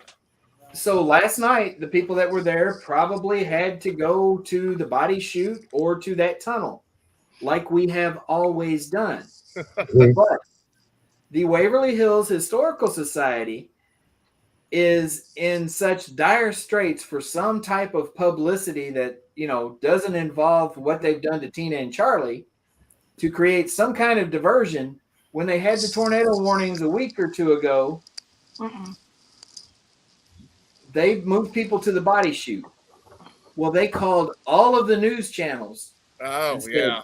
it would be a really cool story if you came out here and we told you about what happened last night. So they did.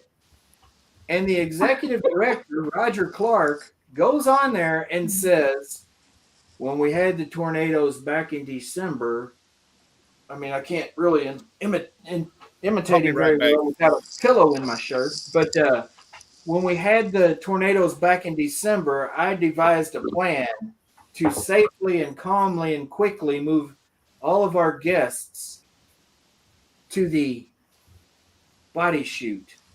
Because if you notice, we're underground. When we came around that corner, we were underground. It's the safest place to be. You didn't devise that plan, Roger. That plan has been in place forever. But they're so Howard, desperate let's go down the body chute. publicity Like a that Yeah, slide. bragged they about gotta that. And in true gotta Waverly pat Hills himself on the Historical back. Society fashion, he lied about it. Yeah. Right. Gotta You pat want to go himself get on the body back. chutes? Yeah, ladies, I'm gonna tell you something. They've gotten a lot of amazing pictures. It's hard to actually get anything when you're doing a live. You can't do a lot down there because it's so far. It's got these thick cement walls and everything in there. But the pictures and the videos that I've seen out of there with mist just forming up everywhere and disembodied voices and things in that chute, crazy. It's crazy. Yeah. The body chute's it's a decent. It's not my favorite part of the building to investigate by far, because it's just a tunnel. I mean, there's not a whole lot to it, but it's an active part of the. I mean, there's not any part of that building, the property, really.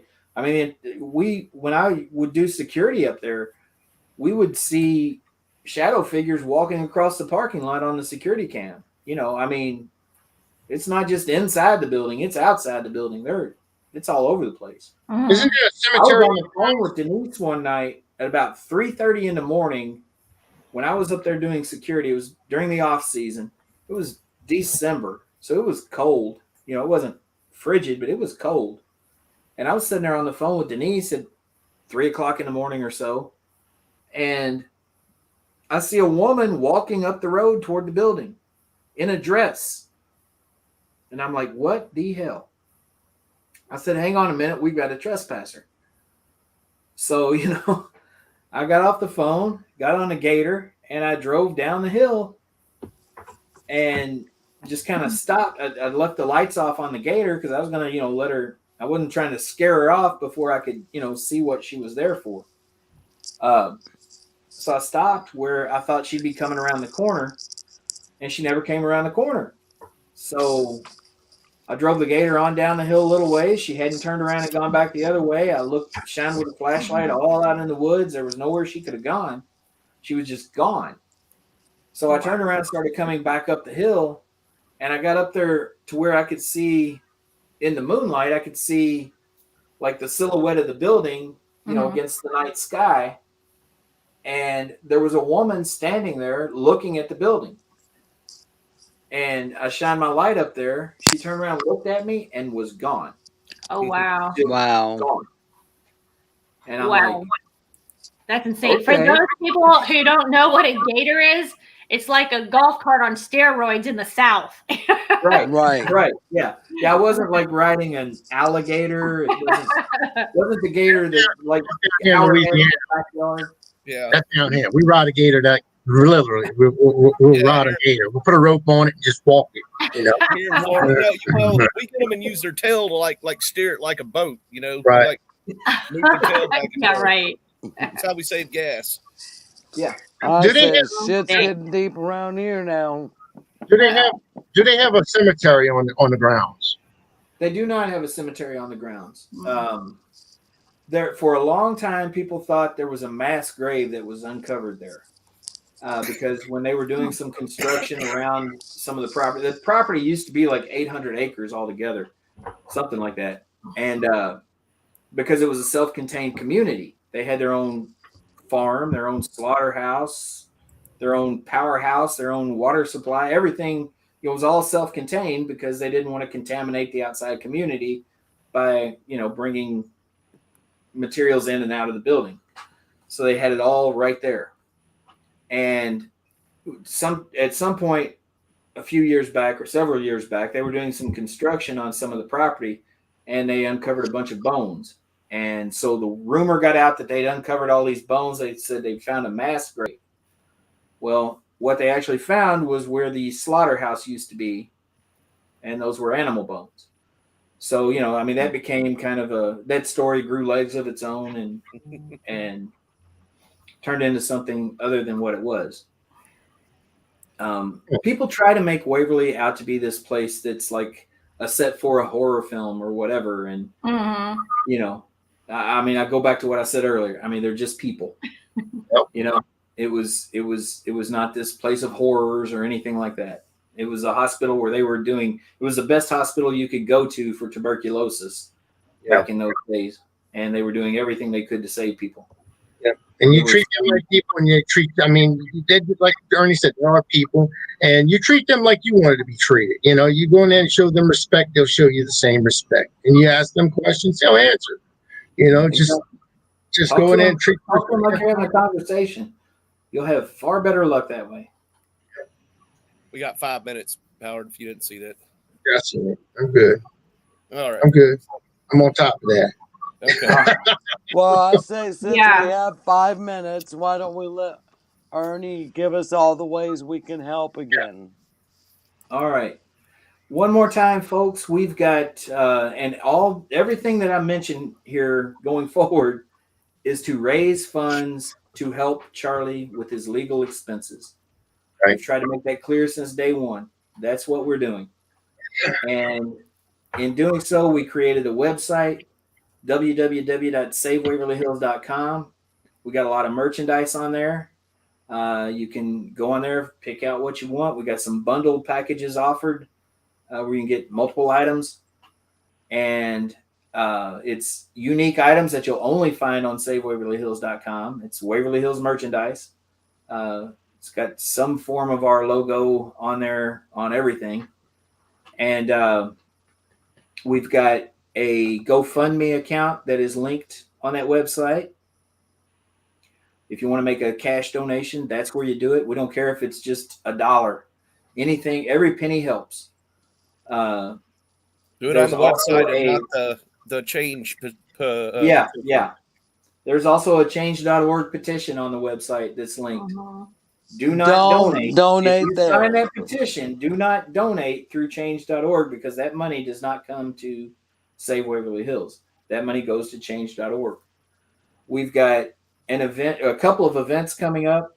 The first one that we'll come to will be Friday the 13th of May, where the which is a lot of us who were guides or hosts at Waverly Hills last year. We're hosting an investigation of the Roz Opera House in Cynthiana, Kentucky. And if you have not ever heard of the Roz Opera House, look it up. It's one of those hidden gems in the paranormal community that not a whole lot of folks know about, but it is one of the most active places in the state of Kentucky, which I have on good authority is one of the most haunted states in the country. So that's going to be a fun event. Next to New Orleans, of course. That's next to New Orleans. It might be a little hard. New Orleans is a city, not a state. So I'll give you a geography lesson, or No. Because we have so many people, it's about the size of a state. As many ghosts we have, it might as well be a state. Yeah, we're going to be in New Orleans in July, and you're going to have to find me some good.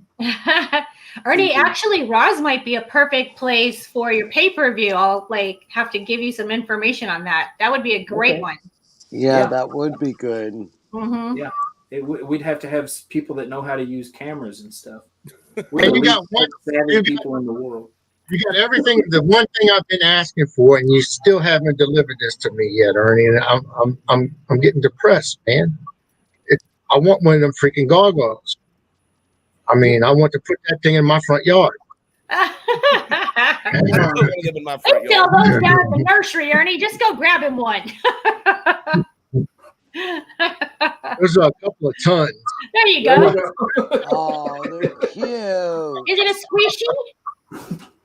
This one isn't squishy. See, let's see. Squishy. This one isn't squishy either. No. We got gargoyles. If you're Waverly Hills people like we are, you've got gargoyles. We got them on the front porch. We've got them all over this place. I need that. No, we've got the events that you can find on Save Waverly Hills. We do raffles. Every couple of weeks we do another raffle. And if you'd like to help out with the raffle by donating any kind of item for us to raffle off or auction off, we'd appreciate that. Just contact me, find me, Ernie Pack on Facebook, and I'll let you know where you can send any items for a raffle donation. And then just help us spread the word. I mean, tell all your people in the paranormal community, all your friends from any walk of life, what's going on at Waverly Hills. Let folks know what's going on, and try to get us some more support and some more help in this. We're going to win this fight, but we got to have the money to pay the attorneys to do it. The only way we can lose is if we can't afford the attorneys. So we need all your help. David Childers is sending love, and if David Childers sends love, then you know it's a good thing. Give him a heart. 4 black hearts from David Childers. That's I don't know if that's a good thing though. If that's from David Childers, I mean, I would have to put that up for debate. How can it get any better than 4 black hearts from David Childers? Yeah. And if I come down, I'm getting my gargoyle. I'm gonna put that thing in my front yard. David, you have connections with some really famous people, David. I don't care who they are. Stormy, any of them. Have them help us out with this. Do it. I got a list of people I'm going to be contacting. Yeah. Well, Ernie, I've got to ask you, because of the gargoyles, that has nothing to do with Waverly Hills. Have you seen Frank the Christmas Gargoyle? I have not seen Frank. You got to go look this up on Facebook. Maybe y'all could hook up. She's got a huge following. It started out, she put her gargoyle outside, and the neighborhood, somebody in the neighborhood bitched, said it wasn't Christmas. So then she went all out.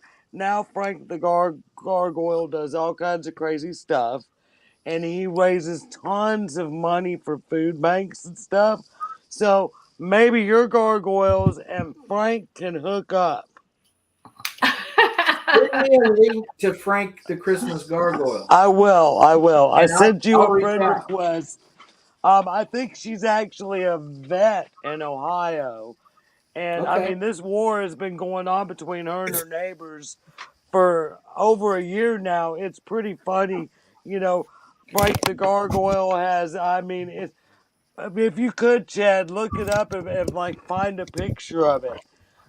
She does something great every holiday now, and the neighbor will come put nasty notes on her door about it. And it's raised at hundreds of thousands of dollars now. Awesome. So I'm sure she would be really into your gargoyles too.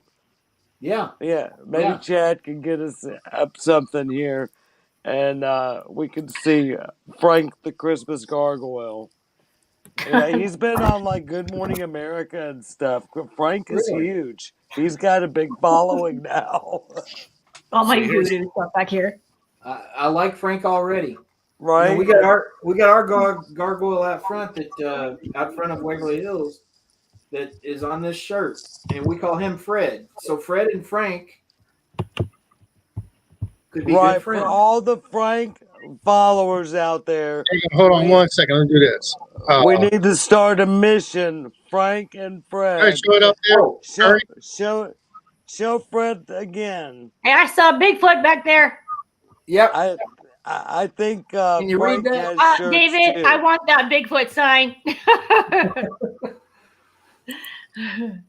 Yep. I'm gonna have I'll to tell you have what, Jax, you've got to send a friend request to a guy named Greg Yoke.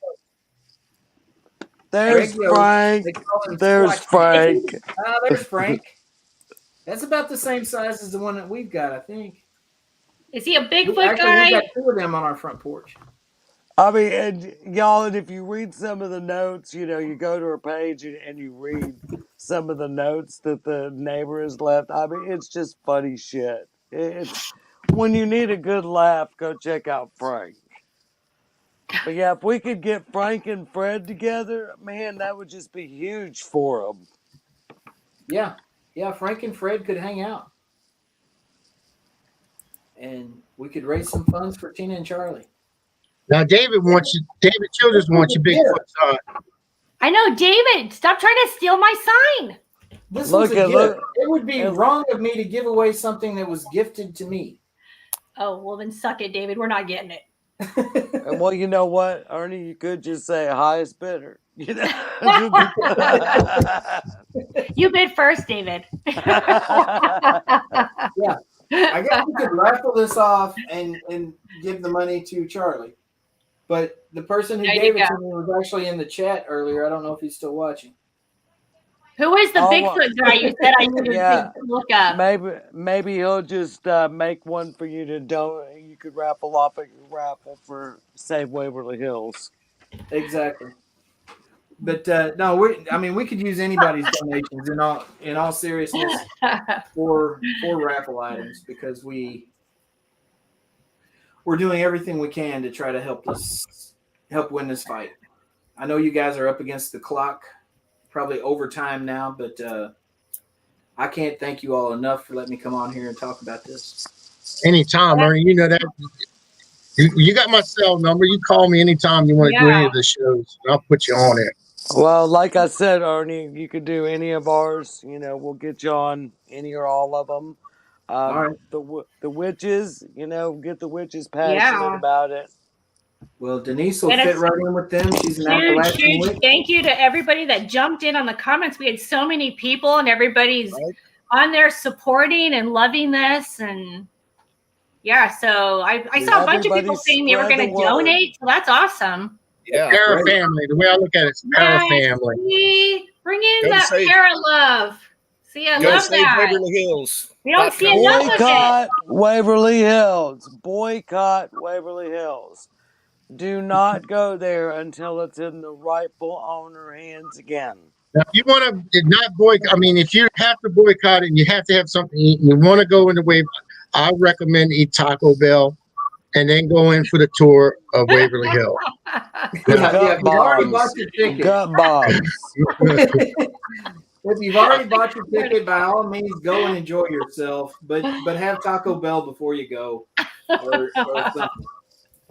Or somewhere that's go got, expose lots of beans. yourself to chicken pox or something and take it in there. Yeah. I'm sure there's like a Mexican restaurant right next door. There's all kinds of them right here along Dixie Highway. There you go. The best But food anyway, thank you very much, Ernie, for coming on tonight.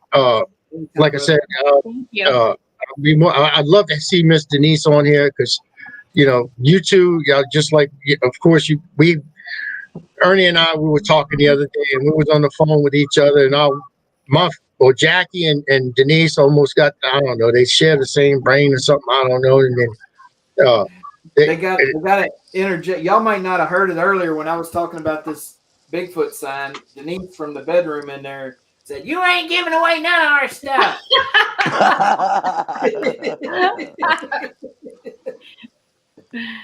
I'm a Bigfoot girl. I love Bigfoot stuff. Between us is what people watch our podcasts for, because her disciplining me is half the show. That's funny. We rarely talk paranormal. It's all, Ernie abuse, I think.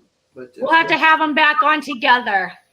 Yes, we have she should get herself nursed back to health. She's a nurse, so she should be able to do that. As soon as she can get herself back to health, we'll get her back out here. Absolutely. Is she gonna be able to cook biscuits in the morning? She's got to work in the morning. She's got to drive to Indianapolis. Oh Lord! Oh, that's a hell of a drive. That ain't fun. We hope she feels better. Yeah, so prayers out for her to get better. Definitely. Yeah, my life is hell. If she feels bad, my life is hell. It's bad. That's the way it's supposed Y'all to be. Y'all should feel sorry for me. I need to take up a collection for myself because Denise isn't feeling good. But you may need to go get a room somewhere. Actually, if you look at Ernie lost some weight. He has lost some weight. So every time you send in some money, at least, get some Popeye biscuits or something. Just send it to the man. You're making me hungry, Howard. Yeah. I am hungry and thirsty right now. We got no drinks at the house, so I'm going to have to run my happy butt up to the gas station or something, get some drinks. But I appreciate y'all letting me come on and talk about all this. And I appreciate everybody in the chat, everybody that's helped us along the way on this, and everybody that can help. And support Ernie. I mean, go ahead and buy some package shirts. I mean, if anything, I'm going to buy one right now. He was showing. Yeah, and he's got great package deals. Except my gargoyle, nobody's hands off. That's my stuff. I'll be up there with my little boy. Pick that up. But next tomorrow night on the Unholy Trinity, we're going to have a female Bigfoot. So an actual female. Yeah, that's exciting. So, come on, we're going to have an actual female Bigfoot on, and she's going to tell us how much of a butthead. I'll be in the chat room. I'm going to be there. Yeah, I know. She's going to tell us everything about Mr. Bigfoot and how much of a butthead he is and everything, and he's lazy and all that good stuff. So she's the one that's coming for him. That's funny. It's basically showing him the door right now, but I mean that's between us. I mean we'll find out tomorrow when we interview her. So everybody tune in. That'll be 9:30 Central Time. And besides, go out there and save Waverly. Go to the website. If you have time, if you live in that, if you're in that area, go out there. Hey, it's only even if it's an hour or so, just go out there and carry a sign or something. Every little bit helps. Every little bit helps. Every night. All witches in Kentucky, get out there and protest with I know. I wish I wasn't so far. I'd be out there helping. Well, I'll help from here. Full moon Saturday night. Manifest. Full moon Saturday night. Right. There you go. Right. So, with that being said, thank y'all for watching. Thank you, Ernie, for coming on. Thanks everybody. Everybody have a good night. And have an amazing night. And we'll see y'all next week. Same Pitre time, same Pitre dish.